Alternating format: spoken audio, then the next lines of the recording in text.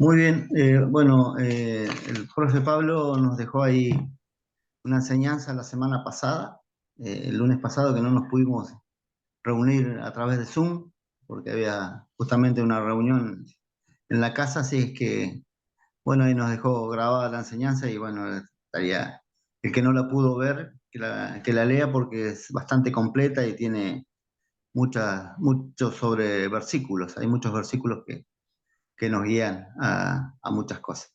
Así que si no lo pudieron hacer, yo les animo que lo hagan. Ahora voy a continuar con el libro de Jueces. Sabemos que el libro de Jueces es el segundo libro histórico de la Biblia. Eh, ahí ya Israel entró a la tierra prometida, ya hubo el reparto, ¿no? de las tierras y algunos, bueno, todavía no lo pudieron conquistar y demás, pero eh, siempre, como decía el profe, había un círculo vicioso, ¿no? En el cual Israel entraba cada vez que uno de los jueces moría o dejaba de ser juez o en todo caso moría porque hasta que su muerte era juez. Y bueno, tenemos muchos, ¿no? Muchos jueces, que la palabra jueces en hebreo es softim, S-H-O-F-T-I, que quiere decir juez, que quiere decir jueces. Eso es en hebreo. Y bueno, en el libro este de jueces se nombran 12 jueces en el libro, ¿no? Que es el primero de todos ellos, es Otoniel, le sigue Ahod, Sangar, Débora, Gedeón, que ya también el profe Pablo nos dio una enseñanza que Gedeón da muchísimo para hablar de Gedeón, es casi, casi siempre se toma para prédicas y enseñanza, ¿no? De cuando el Señor nos toma como eh, que no tenemos mucho valor y Él nos da el valor necesario. Después tenemos a Tola, está Jair, Jefté, Ibzan, Elón, Abdon y Sansón. Esos son los 12 jueces que se nombran en el libro de jueces. Pero en realidad siguen, porque en el primer libro de Samuel también se menciona a Elí como juez, a sus dos hijos, Ofni y Finés, que fueron los que murieron, así como Elí, ¿no? Y el último de ellos, que también está en los libros, en el primer libro de Samuel, es el Samuel mismo, como el último de los jueces, el profeta Samuel. Así que hay varias historias, muchas cosas, mucha enseñanza sobre esto. Hay, eh, a mí me impresiona de la cantidad de cosas que se pueden sacar del libro de jueces, para la vida propia, para enseñanza, ¿no? Muchas cosas que le pasó a cada uno de los jueces que tuvo que intervenir para poder librar al pueblo de Israel de distintos, porque no siempre iban cambiando los enemigos que los acosaban. Eh, tenemos en jueces 3 tenemos a Ot. A Ot no sé, por ahí no se predica mucho, eh, pero es un personaje que con la pandemia, el Señor me hablaba mucho de Ahot. Ahot fue uno de los jueces que en el tiempo donde estaba el rey Eglón, había invadido Israel y bueno, le pedía tributo. Y este rey Eglón eh, era así como dice la palabra, ¿no? Dice, el rey Eglón era muy gordo, o sea, su físico era muy gordo y esto nos habla de alguien que le gusta, ¿no? Le gusta comer, que nos habla de un espíritu, digamos, de gula, alguien que se sobrepasa, ¿no? En lo que tiene que comer y bueno, era demasiado gordo. Eh, entonces a Ot lo enviaron a pagar el tributo al rey Eglón y él a mí me gusta, ¿no? Porque esto, más allá de lo que, si lo vemos natural, tiene mucho trasfondo espiritual esto. Dice, Ahod derrotó a Eglón, rey de Moab. Después, cuando estemos en el libro de Ruth, vamos a darnos cuenta a dónde fue Ruth, ¿no? A las tierras de Moab. Eh, Moab es uno de los dos hijos de Lot. El primero de ellos, Amón y Moab, o sea, que tuvo con sus hijas. Así es que no era muy fácil de llevar este rey. Eh, un personaje que era muy gordo, pedía tributo a la nación de Israel. Acá donde me llamó la atención siempre, y como le decía en la pandemia, la palabra Aot quiere decir unión, unión. Entonces, este era un descendiente de Benjamín, era zurdo, y preparó un arma de dos filos, una daga de dos filos.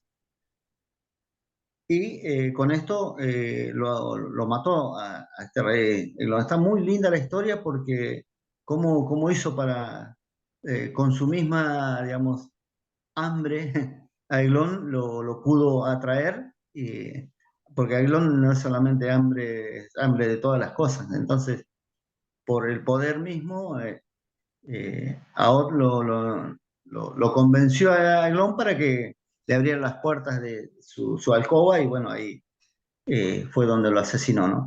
Pero en ese tiempo de la pandemia, la palabra unión tiene mucho que ver con la iglesia. O sea, la iglesia, cuando nosotros, ¿no? Esté la unión total de la iglesia y preparemos la espada de dos filos, que es la palabra, no hay rey que se pueda resistir a la palabra misma, ¿no? Así que eso fue una de las cosas que me enseñó mucho y la iglesia iba a poder derrotar a todo esto que nos venía unida. Y es lo que pasó, ¿no? La pandemia nos quiso hacer un daño.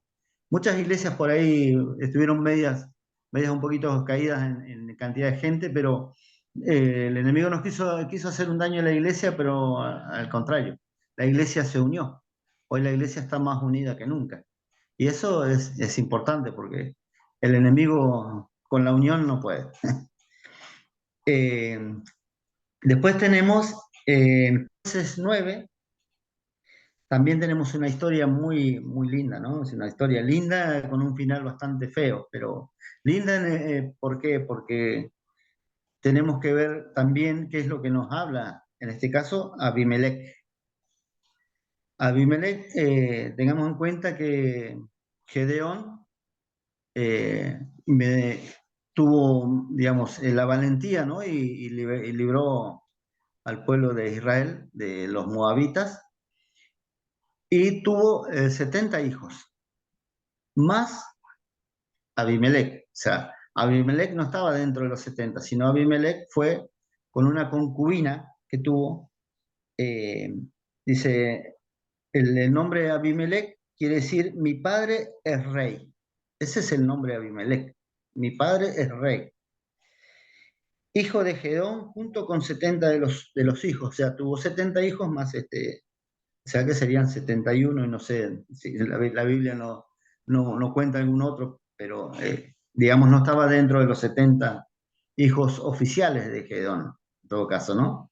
Que tuvo con sus esposas. Entonces, eh, cuando Gedón murió, Abimelech le quiso usurpar eh, el- la autoridad a Gedón. O sea, quiso en este caso nombrarse él mismo, pues, y fue a ver dice la palabra, ¿no? Que fue a ver a sus parientes, a los hermanos de su madre, para convencerlos de, de que él podía ser rey antes que lo gobernaran 70, porque tampoco era así, porque Dios era el que Se levantaba escucha a los cortado. jueces. Después de 70, o sea, ¿qué era mejor? ¿Que lo gobernaran 70 hermanos o él solo? Entonces, dice que quiso usurpar la autoridad que tenía Gedón y continuar como juez. O sea, él se quería autonominar juez. O sea, que él no fue escogido divinamente, porque acordémonos que cuando venía un enemigo, el pueblo clamaba y levantaba un juez. No había, o sea, nadie se podía proclamar juez por él mismo. Y en este caso, Abimelech, el hijo de Gedeón, se autoproclamó juez. Eh, Como no fue escogida divinamente, fue hijo de una concubina cananea, o sea, del pueblo de Canaán. También Dios le había dicho al pueblo de Israel que los extermine, que los elimine, que los saquen de la tierra prometida a todos los cananeos. Y bueno, algunos hicieron pacto, algunos hicieron acuerdos de tributos y demás que no era lo que Dios tenía, ¿no? Determinado, sino que el pueblo que estaba viviendo ahí tenía que irse. ¿Por qué? Porque seguramente que los iba a llevar a adorar a sus dioses, que también lo dijimos, ¿no? Cuando vimos el libro de Josué, que los principales deidades que tenían, era él como el mayúscula, ¿no? Él, después estaba Astartet, o Astartot, y ellos dice que tuvieron descendencia, ¿no? La descendencia son los Baales que se conocen. Los Baales o sea, eran dioses de distintas cosas. El dios de la fertilidad, el dios de la lluvia, o sea, distintos Baales. En este caso, Dios le había dicho que no quede porque podían ser para tropezadero de ellos. Y bueno, en este caso se cumple, ¿no? Abimelech, hijo de una cananea. Gedeón tuvo un hijo con una cananea. Y esto, ¿qué hizo? Que este, este Abimelech, hijo de una concubina, eh, tiene características que no son muy agradables. Dice que fue vanidoso, fue autosuficiente y fue aventurero. Mató a sus 70 hermanos. Dice que los mató todos en una misma piedra, sobre la misma piedra. Y tuvo un final vergonzoso. Eso lo podemos ver en Jueces 9. Jueces 9 nos da toda la historia de este Abimelech. Terminó siendo avergonzado delante. ¿Por qué? Porque así como en la enseñanza anterior, nos habían dado un cuestionario para que podamos ver cuál era la parábola, ¿no? Había una parábola ahí que nos preguntaba, nos preguntaban qué podía significar. Y bueno, en la parábola se habla de cuatro árboles, cuatro especies de árboles. Eso está en el capítulo 9, del versículo 8 al versículo 15.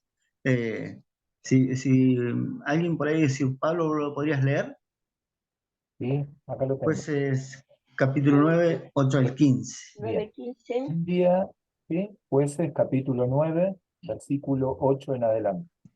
Un Amén. día, esta parábola la está contando, no la está contando Abimelech, sino que la está Claro, contando Jotán. exacto.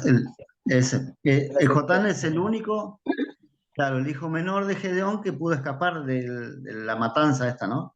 O sea que también pudo esconderse del Abimelech. Y él le está dando la parábola, ¿no? Cuando decidió usurpar la autoridad de Gedeón. Así es. Entonces dice Mm. Jotán, un día los árboles salieron a ungir un rey para sí mismos y le dijeron al olivo, reina sobre nosotros. Pero el olivo le respondió, ¿he de renunciar a dar mi aceite con el cual se honra a los dioses y a los hombres para ir a mecerme sobre los árboles? Después los árboles le dijeron a la higuera, reina sobre nosotros. Pero la higuera le respondió, ¿he de renunciar a mi fruto, tan bueno y dulce, para ir a mecerme sobre los árboles?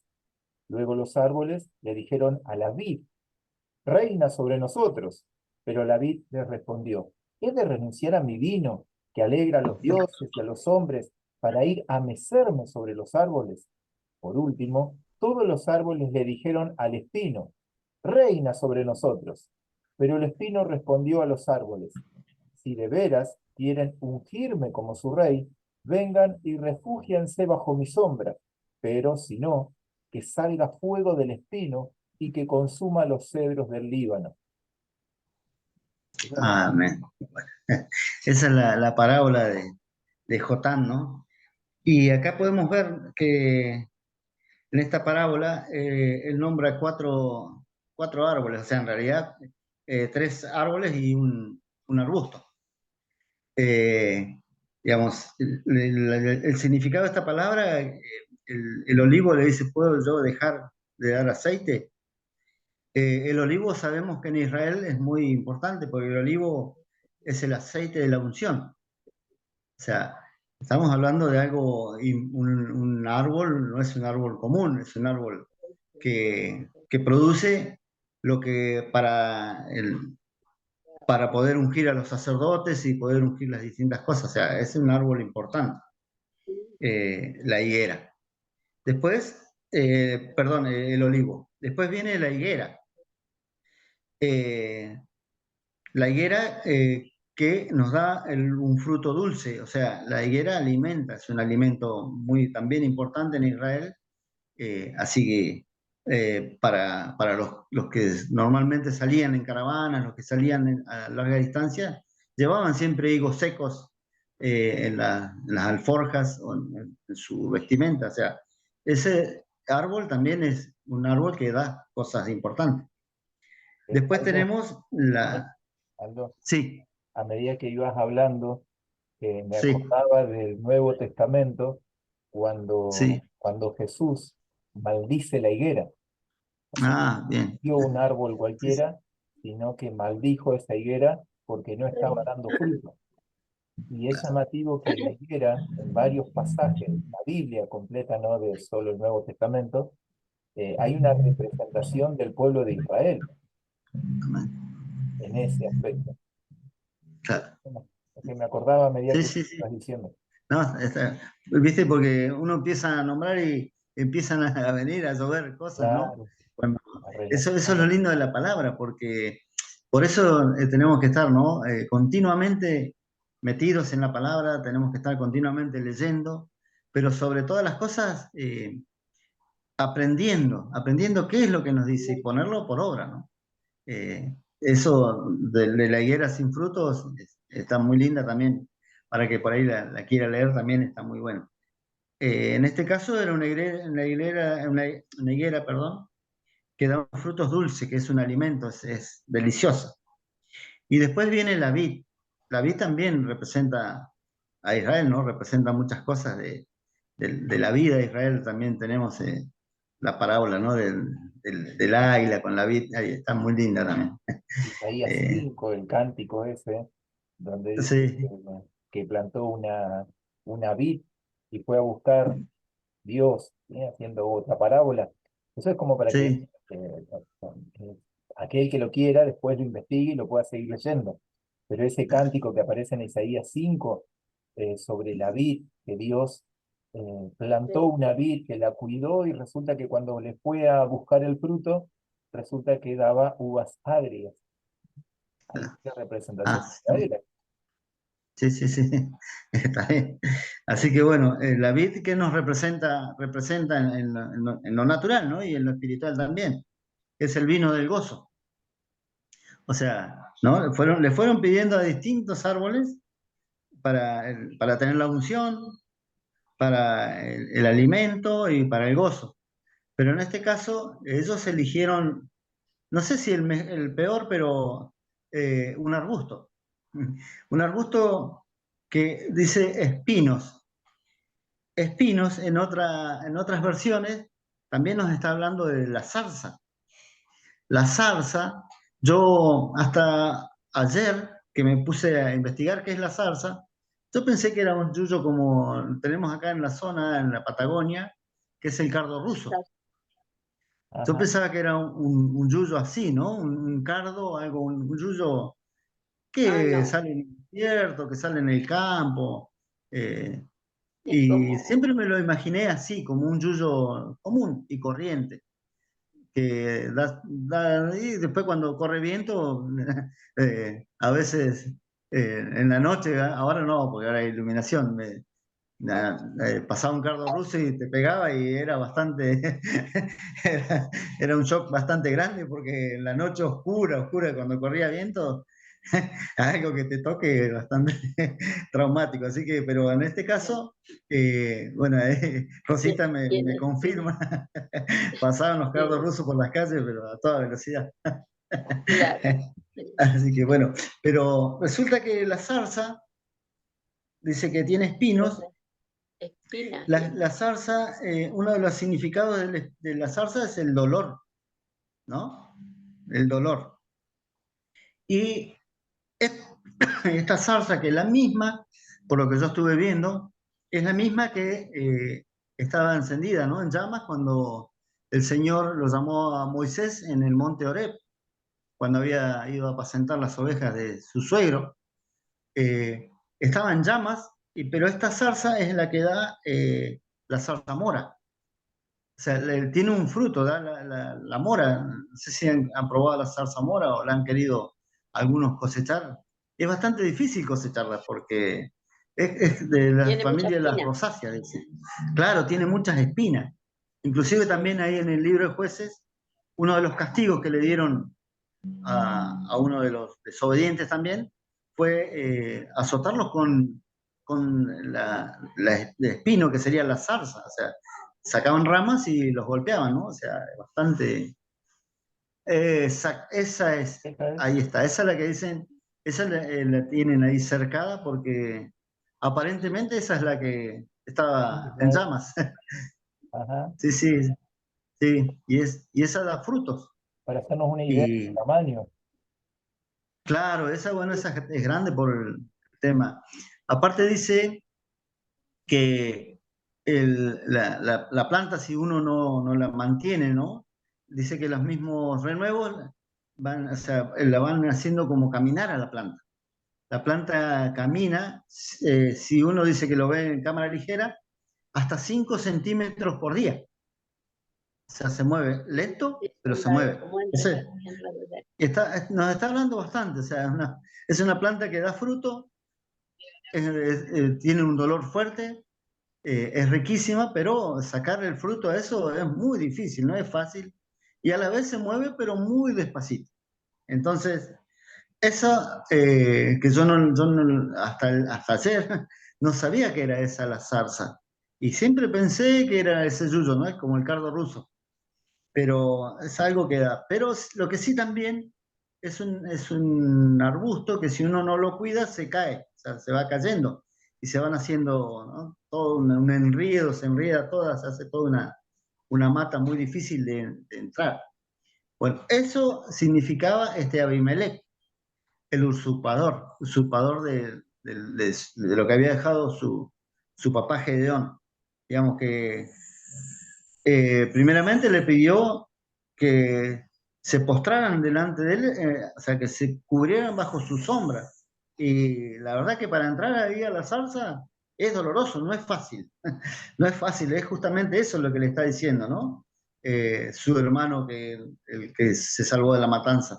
Que no es fácil seguirlo a Abimelech, porque es una zarza, porque es un espino, porque no va a dar fruto, porque no tiene, o sea, no va, da fruto, pero no va a ser algo muy agradable. Entonces, eso es lo que en este caso, ahí se tienen que inclinarse, sí o sí, no se pueden, digamos, ahí hay que arrastrarse como para poder estar bajo su sombra. Entonces, eso es lo que le está diciendo en este caso Jotam a todo este pueblo que lo siguió a Abimelech. Y bueno, y sabemos que tuvo el final fue vergonzoso porque lo vemos en la última parte, que bueno, él terminó siendo avergonzado delante de todo el pueblo, ¿no? Dice, luego Jotán escapó huyendo hasta ver, Así, bueno, está ahí, después se puede, si lo 9:50. pueden ver, si lo pueden ver, es un, El 8, versículo da 8. como 9:53, Abimelech Aldo. queda. 9:53. Una mujer le arrojó sobre la cabeza una Así piedra es. de moler y le Amén. partió el cráneo. Así es. Fue la muerte cuando estaba sitiando Tebes. Exacto, o sea, ¿no?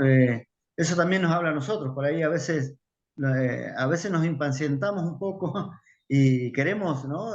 Un nombramiento, lo que sea, pero no, hay que esperar el tiempo, hay que esperar lo que Dios dice, nosotros debemos ser promovidos por Dios. Entonces eso es lo que a mí personalmente me estaba hablando Abimelech en este caso, que para usurpar por ahí no es lo mejor. Lo ideal es que Dios nos promueva. Eso es lo que quiero decir.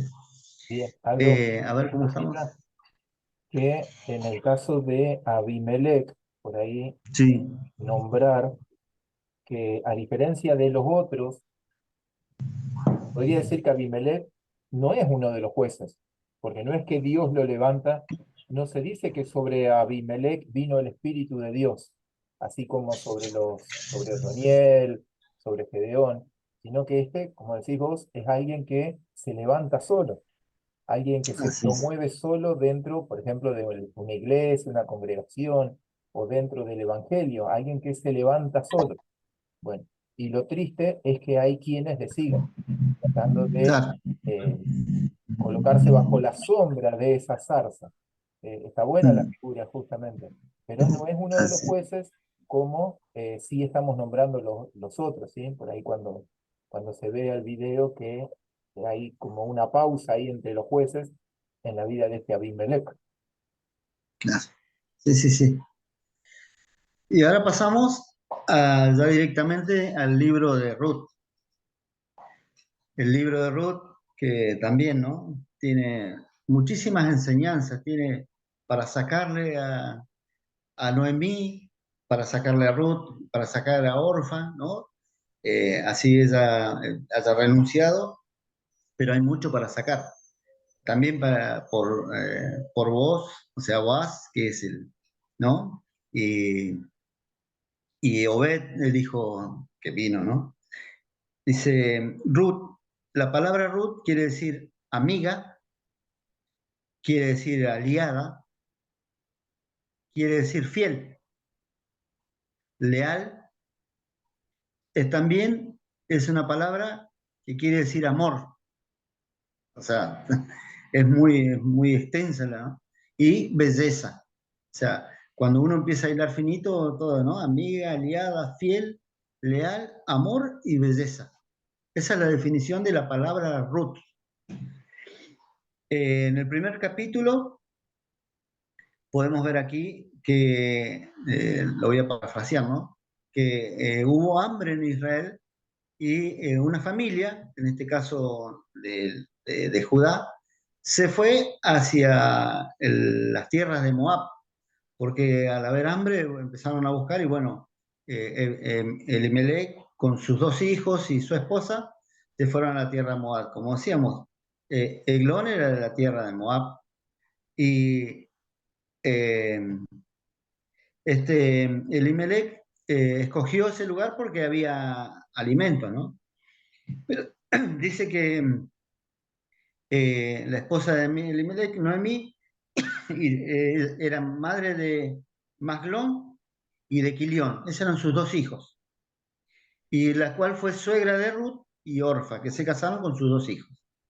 Estuvieron 10 años viviendo en los valles de Moab, los valles fértiles hasta ese momento. Y falleció Elimelech, el esposo, y después sus dos hijos. Entonces Ruth se vio sin nada, solo con sus dos nueras en este caso, y yo creo que no es muy fácil, ¿no? Poder vivir en un lugar que no es de uno, donde no puede tener una prosperidad, y encima con el cargo, ¿no? De sus dos nueras. Entonces ella tomó la decisión de volverse a Judá, volver a su tierra. En esto le dijo a las dos nueras, a Ruth y Orfa, que ellos se volvieran, y le dijeron primeramente que no, que se volvieran a su tierra, que se quedaran ahí donde estaban con sus parientes. Ellas le dijeron que no. Y siguieron caminando y en otro momento le dice, pero yo no les puedo dar otro hijo. Así ahora pudiera quedar encinta y darle otro hijo, pasarían muchos años. Entonces le volvió a insistir que se vuelvan a su tierra, a todo lo que ellas conocen. Entonces aquí me gustó lo que dijo Ruth. Orfa dice que se volvió. Eh, Hay una historia, ¿no? Que por ahí yo le preguntaba una vez al profe Pablo y la volví a leer hoy, pero no está confirmada y no lo dice la Biblia. Que Orfa fue la madre de Goliat, pero bueno, eso es, no está, yo no lo puedo confirmar porque no es algo que la Biblia nos vaya a decir. Pero bueno, eso es lo que se cuenta, ¿no? Bueno, En realidad, después de esos 10 años, Ruth algo, se volvió. Y algo, acá, en el capítulo 1 versículo 16, esas fueron las palabras que Ruth pronunció, ¿no? La amiga, la aliada, la fiel, la leal, el amor y la belleza hacia Ruth. Está en el capítulo 1 versículo 16, si por ahí lo tienen a mano. Yo lo tengo escrito acá, pero está... sí, capítulo 1, versículo 16. Sí. Pero Ruth respondió, no Ah, insistas en que te abandone o en que me separe de ti, porque iré a donde tú vayas y viviré donde tú vivas. Tu pueblo será mi pueblo y tu Dios será mi Dios. Moriré donde tú amén, mueras y allí seré sepultada. amén. Bueno, entonces, ¿ella qué eligió? O sea, acá tenemos dos enseñanzas también a través de Ruth y de Orfa, porque también Orfa pudo conocer a Dios, estuvo en los caminos de Dios, porque convivió 10 años con su esposo y eran judíos leales a Dios también. No dice que fueron a adorar a los dioses de Moab, nada, esos fueron leales a Dios siempre. Y en su casa había adoración, había, ¿no?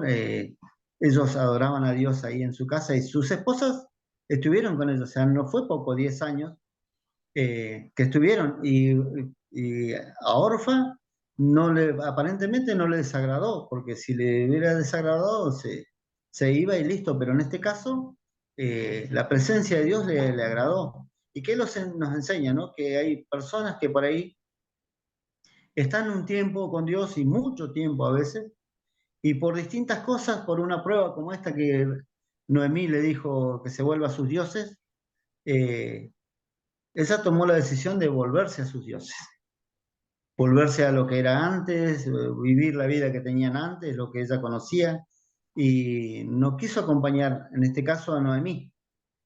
En cambio, Ruth, vemos que fue una persona que conoció a Dios, pero también ella sintió que Dios era, ¿no? La salvación, que Dios era la provisión, que Dios hasta ese momento era todo lo que ella tenía.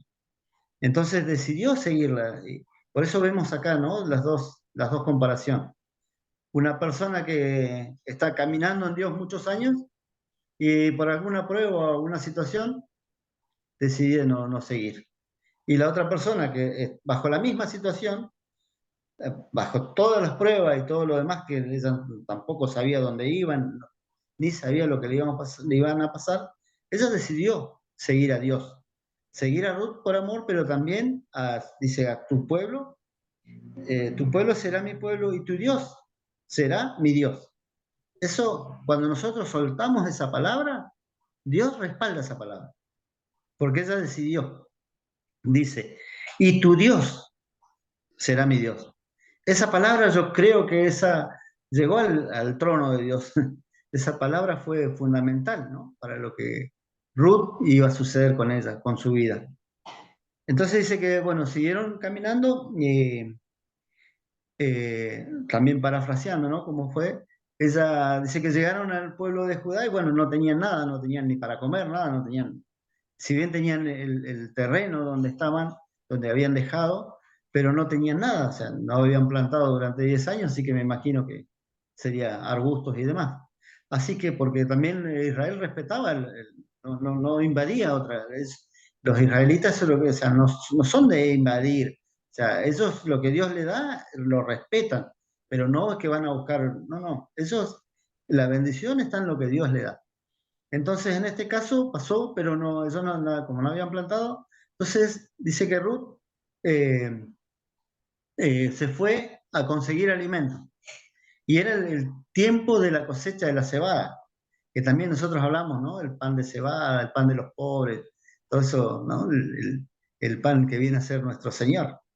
Eh, eso es cuando uno iban cosechando, iban dejando un resto, también está escrito, iban dejando un resto para que los pobres o los extranjeros pudieran alimentarse. No, el olivo también dice que limpiaban un poco y lo que quedaba en la rama, eso lo dejaban para que alguien más se alimentara.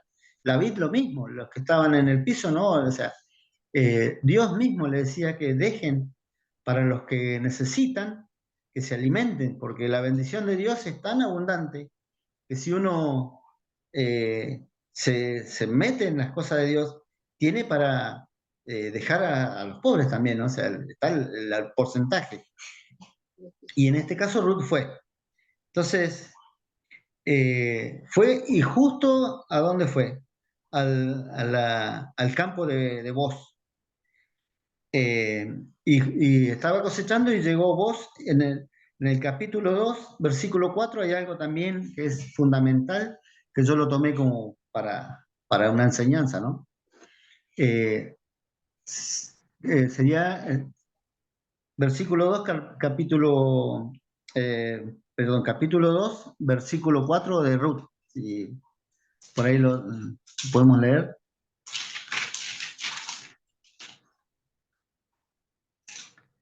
Capaz que lo tiene. Si no, acá lo tengo yo. Bueno, yo lo sé. Capítulo 2, versículo 4. En eso llegó Booz desde Belén y saludó a los segadores. Que el Señor esté con ustedes, que el Señor los bendiga, que el Señor lo bendiga, respondieron ellos. Amén. Bueno, en ese momento llegó vos y también vamos a dar una enseñanza pequeña de lo que es vos, lo que representa vos.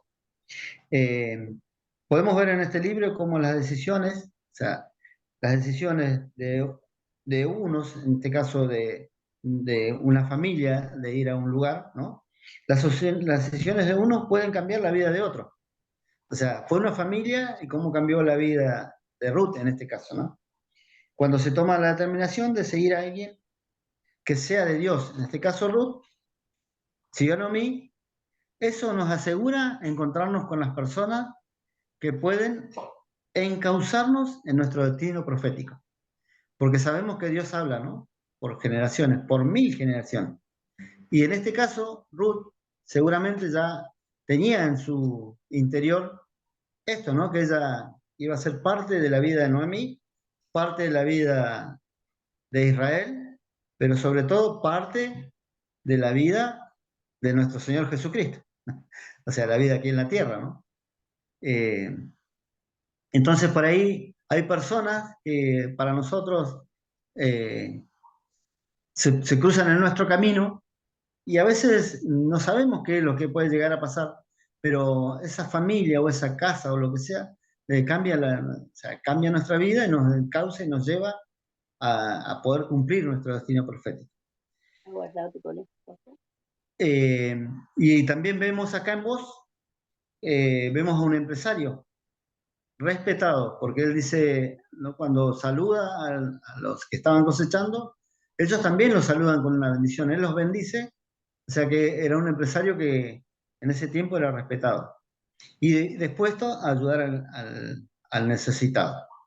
Hay mucho hay también, ¿no? Cómo Ruth se acostó digamos, también arriesgó, ¿no?, en acostarse en los pies de Vos, porque no era fácil en ese tiempo. También una mujer moabita, viuda y demás, que la pueden aceptar así nomás. Entonces, también está en la historia, que está muy linda, como ella arriesga, ¿no?, todo lo que puede llegar a tener, y se acuesta a los pies de Vos. Y ahí también viene lo que Vos le va a decir. Y en este caso, también voy a dar 4 cosas que Ruth nos enseña de su vida, de este libro, de las cuales podemos tomar para nuestra vida. Podemos aprender sobre la lealtad. Como decíamos, el nombre de ella es lealtad. Eso ya lo leímos, está en el capítulo 1, versículo 16, que dice: pero Ruth respondió, no insistas en que te abandone o en que me separe de ti, porque iré donde tú vayas y viviré donde tú vivas. Tu pueblo será mi pueblo y tu Dios será mi Dios. O sea, la lealtad de Ruth fue hasta lo último, ¿no? Y dice, lo único que nos puede llegar a separar es la muerte. No hay otra cosa que nos pueda separar. Noemí le dijo a Ruth en este caso.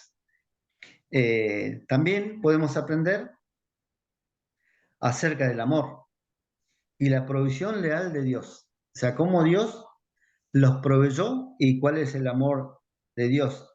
Eso también lo podemos ver en Deuteronomio 7, Deuteronomio capítulo 7, versículo 9. A ver si Rosita, Deuteronomio 7, Bueno, versículo 9. Vamos a dejar a Rosita y que busque. Y bueno, después tenemos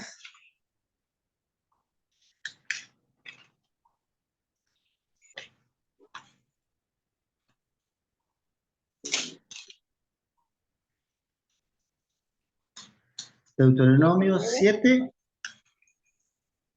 sí, versículo 9. versículo 7. Capítulo 7, Deuteronomio, capítulo Amén. 7, Versículo 9. versículo 9. Exactamente. Ahí vamos a ver cómo el amor de Dios. Conocer pues que Jehová tu Dios es Dios, Dios fiel, que guarda el pacto y la misericordia a los que le aman y guardan sus mandamientos hasta 1000 generaciones. Amén. Amén. Y en este dice también, ¿no? Para leer la nueva versión internacional, dice: reconoce, por tanto, que el Señor tu Dios es el Dios verdadero, el Dios fiel, que cumple su pacto generación tras generación y muestra su fiel amor a quienes lo aman y obedecen sus mandamientos. O sea, cuando nosotros nos disponemos a amar a Dios y a obedecer sus mandamientos, Él nos asegura que durante 1000 generaciones, porque en una parte también dice, tú eres Dios de vivos y de muertos, da a entender que ya Dios venía bendiciendo, ¿no?, a Elimelech y a sus hijos, y siguió la bendición sobre Noemí, siguió la bendición sobre Ruth. O sea, y Él sigue bendiciendo por 1000 generaciones.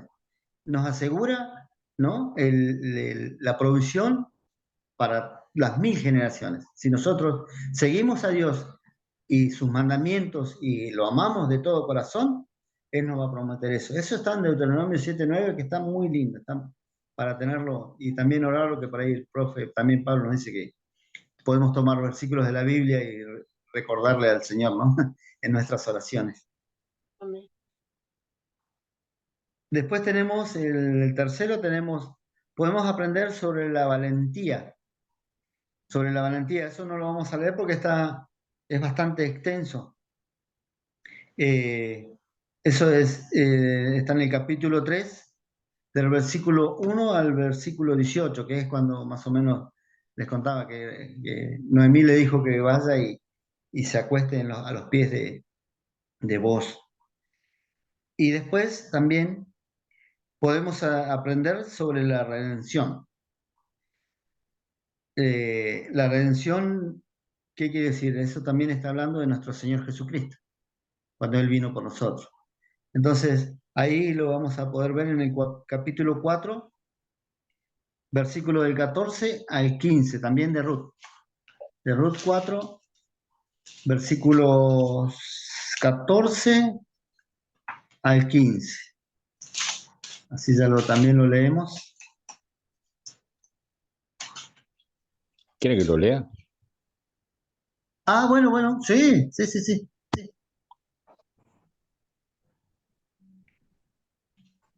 Buenas tardes, soy Ángel. Hola, ¿cómo estás? Bien. Bienvenido. Lo estabas hace rato, pero no se te veía. Sí, pasa que estaba haciendo una cosa también mientras escuchaba. Bendiciones a todos. Amén. Ruth 4, 15 y 16, ¿no? Capítulo 4, Sí. versículos 14 Ah, al 14. 15. Ok, dice. Entonces las mujeres del pueblo le dijeron a Noemí, alabado sea el Señor que te ha dado ahora un redentor para tu familia, que este niño sea famoso en Israel, que él restaure tu juventud y te cuide en tu vejez, pues el hijo de tu nuera, que te ama y que te ha tratado mejor que 7 hijos. Amén. Buenísimo. O sea, también nos enseña, ¿no? Cómo la redención también es importante poder llegar a la redención. Cuando uno le dice a Dios que realmente lo está amando y que está obedeciendo sus mandamientos y los sigue, el Señor nos promete eso, ¿no? Darnos. El Señor nos promete dar. Ese es el amor como el otro día los jóvenes preguntaban en la calle, ¿no? ¿Qué es amor? Y sabemos que el amor es dar algo sin pedir nada a cambio. Ese es el amor. Y así es Dios. Dios nos da y no nos pide nada a cambio. Como decía el pastor, con amor eterno. O sea, amor eterno. O sea, no es un amor que se termine. Es eterno. Por toda la eternidad el Señor nos va a estar amando y nos va a seguir amando. Por eso envió a su Hijo, ¿no? Jesucristo, para redimir, en este caso, a nosotros, los que hoy estamos. Y bueno, para que nosotros también, ¿no? Podamos, que hagamos como Ruth, ¿no? Elijamos vivir en Dios, pero también seamos como Noemí, seamos esos evangelistas que van a buscar, ¿no? Las personas que Dios ya designó desde la eternidad para que estén siendo beneficiados o bendecidos. Así es que bueno, ha sido la enseñanza por el momento. Y gracias. Muy bien, Aldo. Muchísimas gracias, Juan. Bueno, y por ahí recordar que nosotros venimos viendo la línea mesiánica, o sea, sin perder el Amén. hilo de lo que está hablando la Escritura. La Biblia, desde allá, desde Génesis 3:15, da Amén. un anuncio sobre que vendría alguien nacido de la mujer, ¿sí? Esa es la Amén. simiente de la mujer, nacido de la mujer, y esa promesa se va cumpliendo.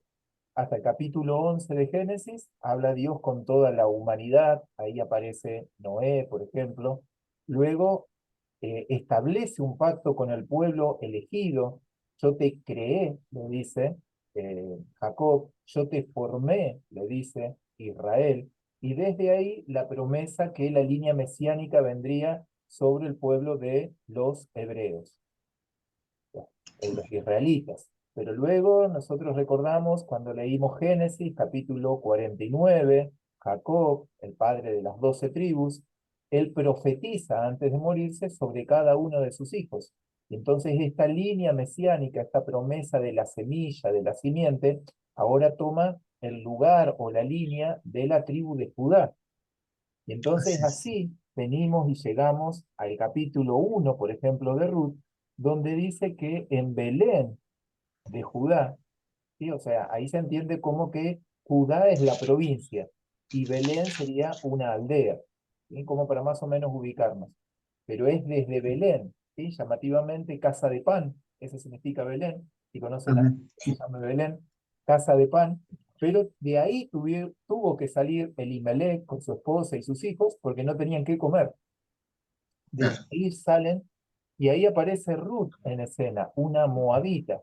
¿Qué es lo importante aquí? Más allá que era moabita, que es una mujer gentil, porque ahí está Así representada la iglesia. Nosotros es, hoy así es. somos judíos, entonces somos unidos al pacto de Dios, a este pacto que había hecho con el pueblo de Israel. ¿Cuál era el pacto? Que de los judíos, o la promesa, que de los judíos vendría la salvación.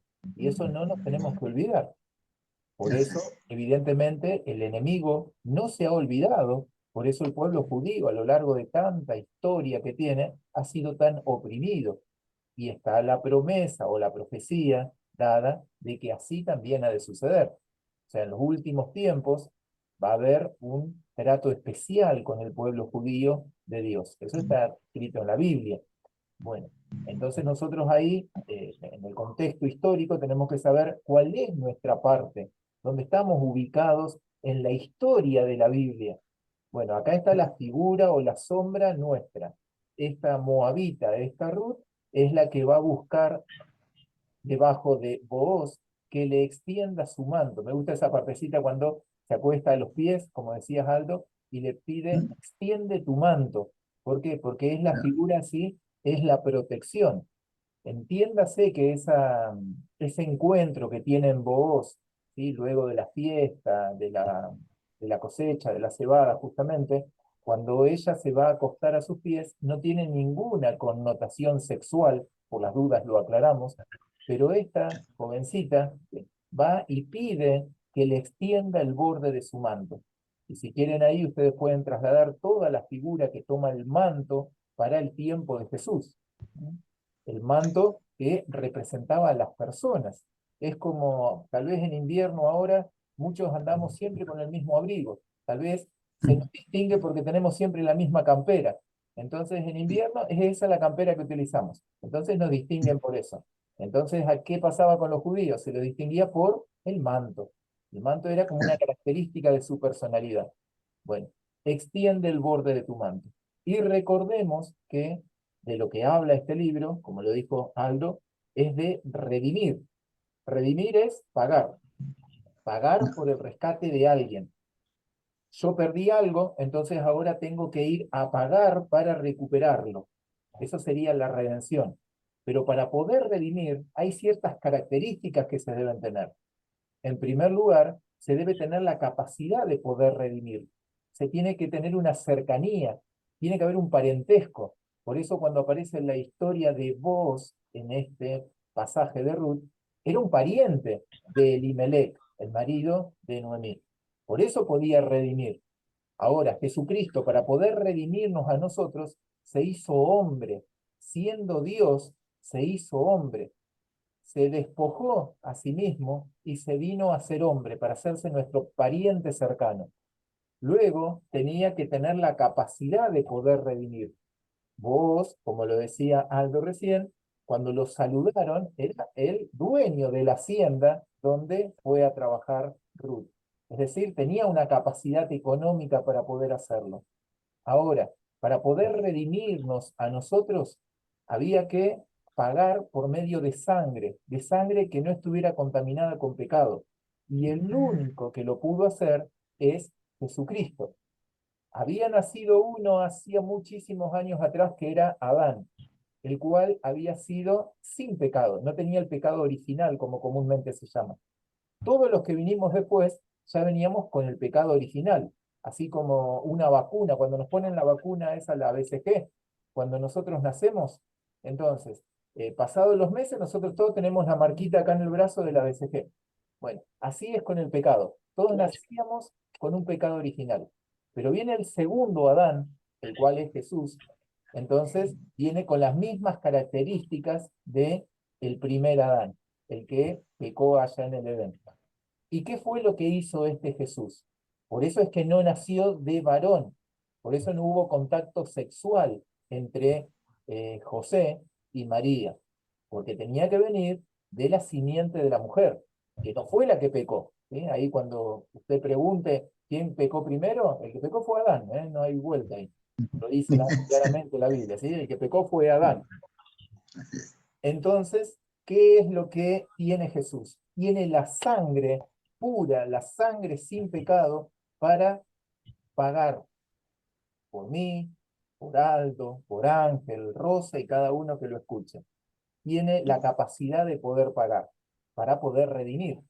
Y por último, tiene que querer hacerlo, porque podría tener vos todas las características, pero podría decir, bueno, ellos eligieron vivir así, ellos eligieron irse a Moab, no plantaron durante 10 años, como contaba Aldo, ¿y qué quieren cosechar si no plantaron semillas? Podría haber dicho así vos. Bueno, o las podría haber ayudado un poco, pero no. Él dijo, yo quiero redimir, yo voy a pagar. Y eso es lo que Jesús ha hecho también. Jesús dijo, yo quiero pagar, yo vengo, yo doy mi vida, ¿sí? Nadie me la quita, nadie me toma la vida en la cruz. Yo por mí mismo doy mi vida para hacer el pago por el rescate. Bueno, toda esa figura que estuvimos ahí explicando, lo que explicó Aldo, esto es la redención, ¿sí? Por eso Cristo Jesús es nuestro redentor. ¿Mm? Muy bien. Amén. Y así